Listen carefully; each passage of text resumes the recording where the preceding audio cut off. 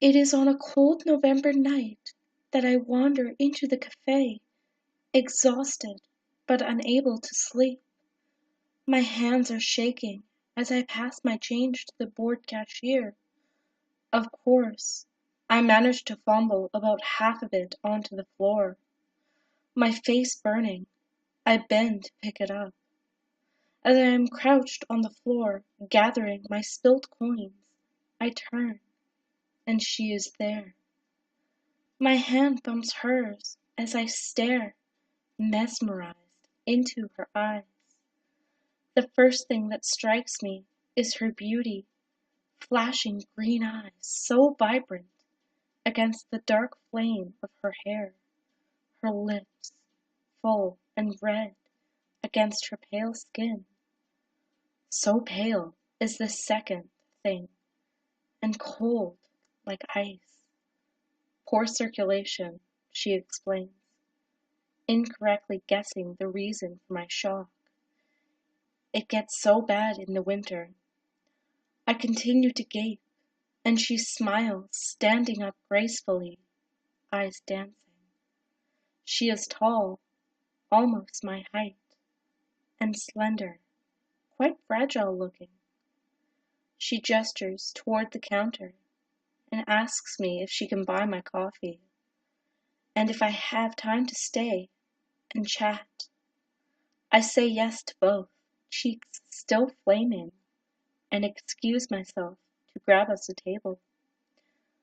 Finding one near the electric fireplace, I settle in and stare at the chipped tabletop until a laugh snaps me back to reality. Sitting down, she slides my cup to me and asks me my name. Matt, I reply. Pretty generic guy name. What's yours? Another laugh.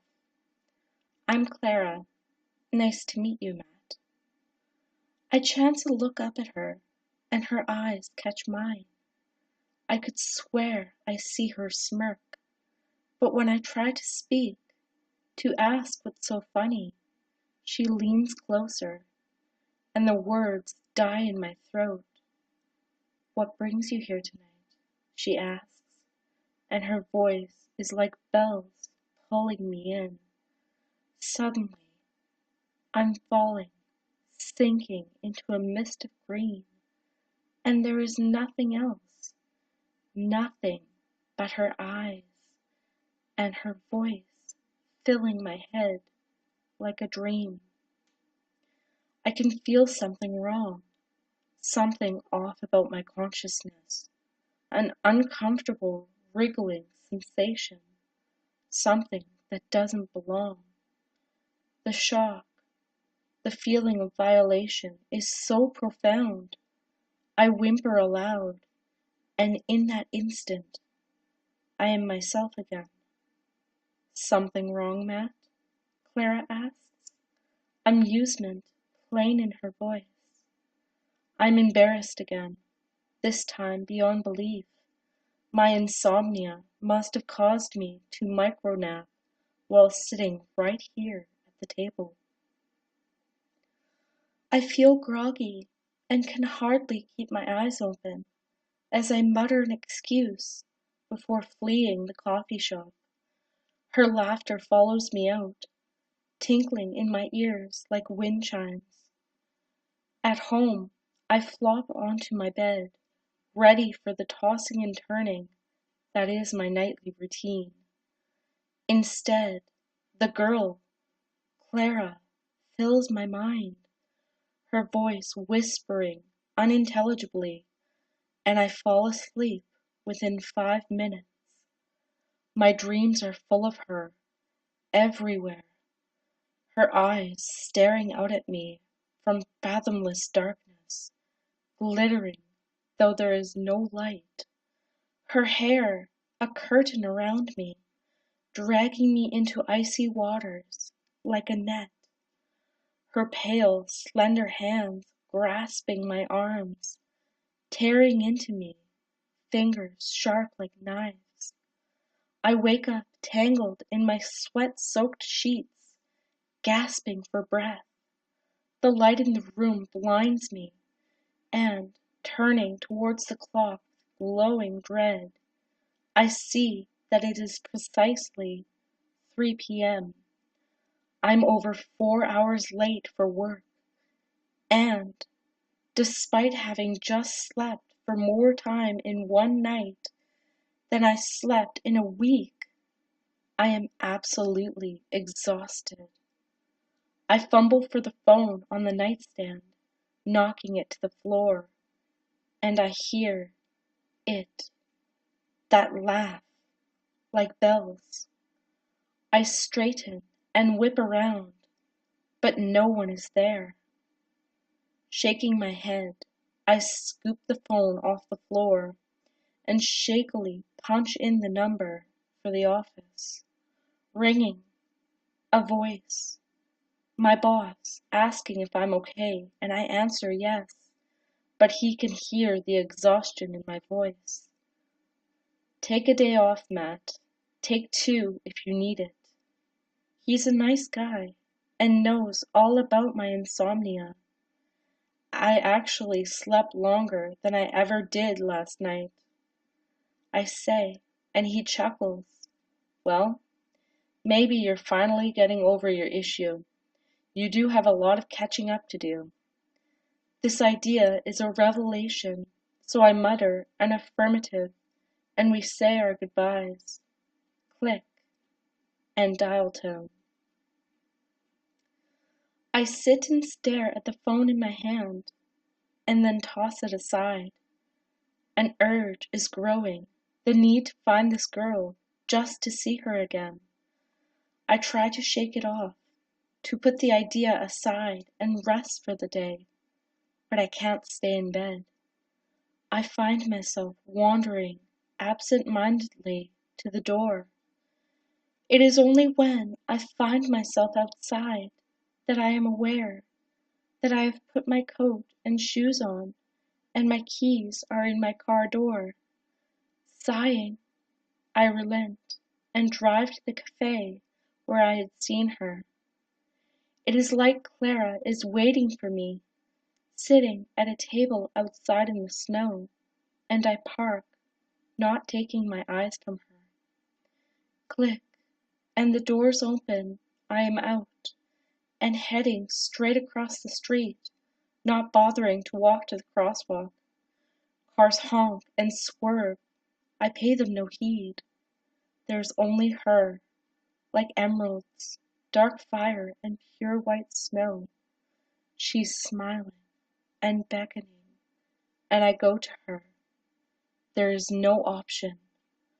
Her lips part, and her bell-like voice rings out, clear in the icy air.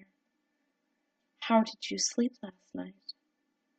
I study her face and can tell that Clara knows. Like a rock, I say anyways. Want to go for a walk? She nods, the laughter gone from her face, asking quietly if we can walk by the river. It is the prettiest right now, all white snow and black ice. I agree, though there is a feeling inside of me, growing, making my stomach heavy. We walk, silently, and I can't shake the feeling. Before I know it, we are there, at the river. Trees around us block out the fading winter daylight, and all at once I recognize the sensation. Fear, deep and terrible fear, like an animal caught in a trap. The words are out of my mouth before I can consider.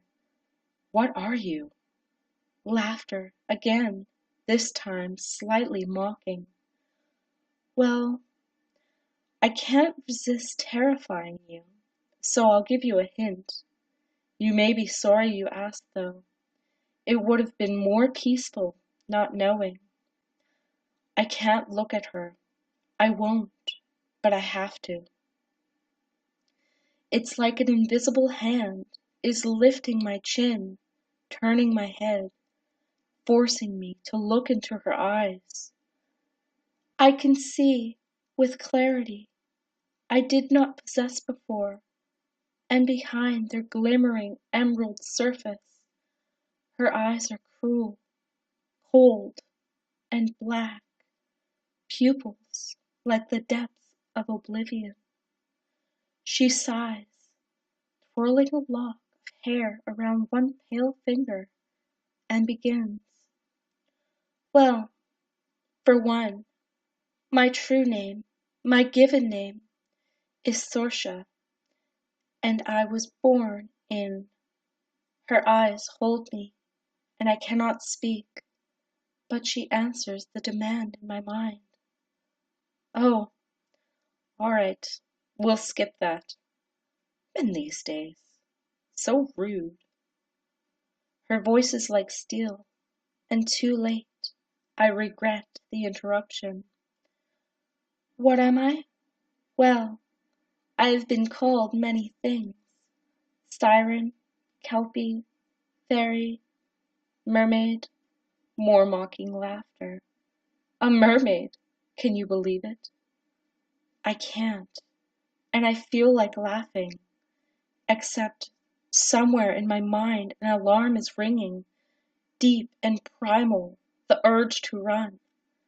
Don't even think about it, Clara says, and looks away from me, out over the icy river, and continues telling me that humans have lost touch with the earth around them, with the deities that once worshipped and sacrificed to, and the deities in return have agreed to give rain to the creatures of nightmares, the ones once warded away by offerings to the gods.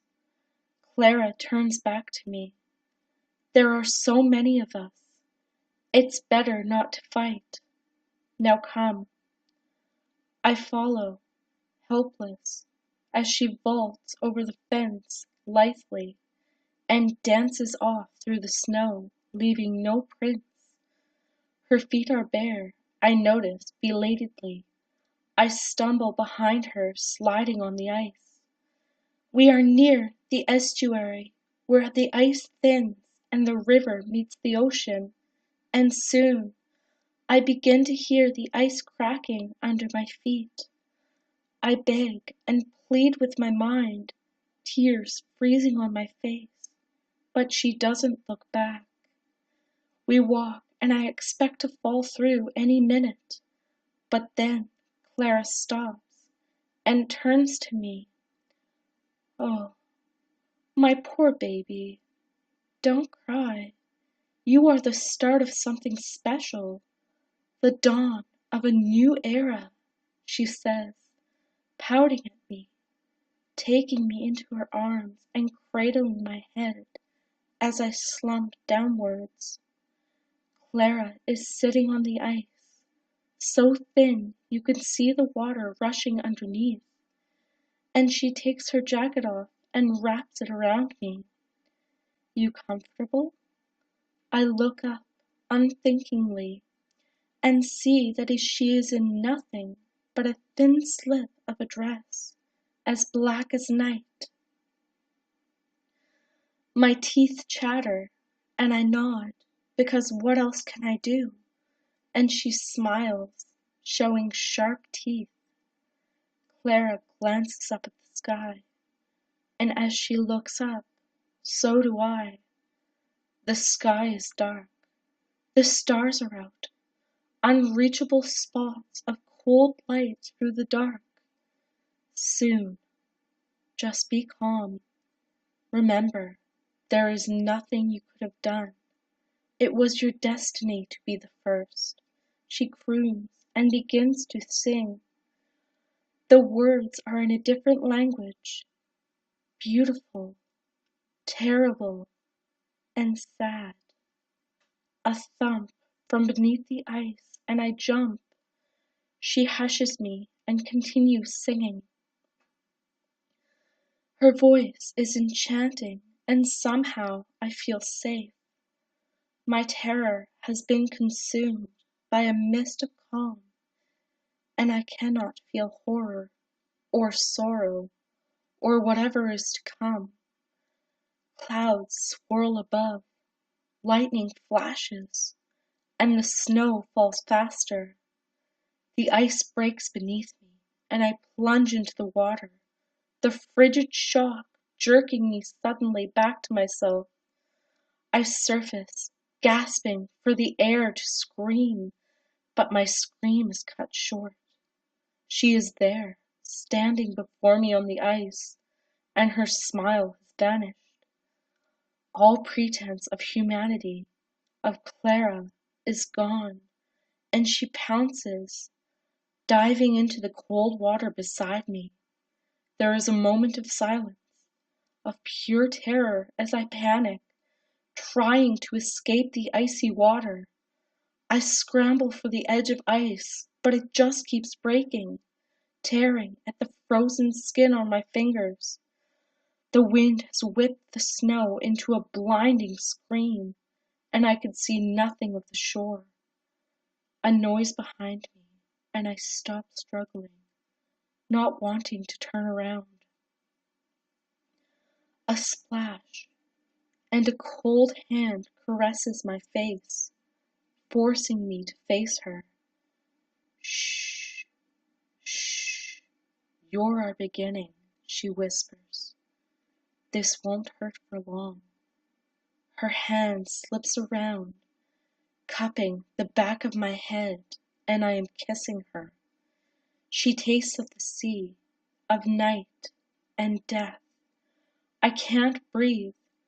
Her other arm locks around me, and we go down, down into the frigid water, and her hair is all around me. My eyes are open, and I can see her eyes, a predator's eyes, savoring her kill. She pulls her face away, and I wonder how I could have ever thought Clara was human. I should have never left the house today, or yesterday. I should have gone to work, or told someone. I don't believe in fate or destiny. It's so clear as her teeth tear into my throat, and I float into murky darkness, carried along by the currents in the water, that maybe it is better to die now anyways, before the darkness consumes the land. My very last feeling, before my consciousness fades, is a deep pain for the sorrow and terror humanity will soon know.